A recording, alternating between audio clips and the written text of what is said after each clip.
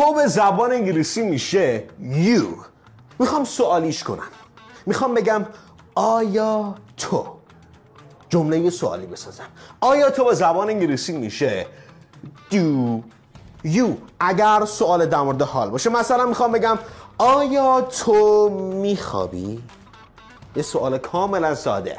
آیا تو که به زبان انگلیسی میشه do you، خوابیدن هم میشه sleep. Do you sleep؟ آیا تو میخوابی؟ با همین قاعده میخوایم دوباره سوال بسازیم. مثلا میخوام بگم آیا تو سفر میکنی؟ باز همون قاعده. Do you. سفر کردن هم به زبان انگلیسی میشه travel. Do you travel؟ آیا تو سفر میکنی؟ این رو شما برای من میخوام ترجمه کنید. میخوای از یکی بپرسی که آیا تو مسواک میزنی؟ مسواک زدن به زبان انگلیسی میشه brush. چون شیره رو باز کرده صدا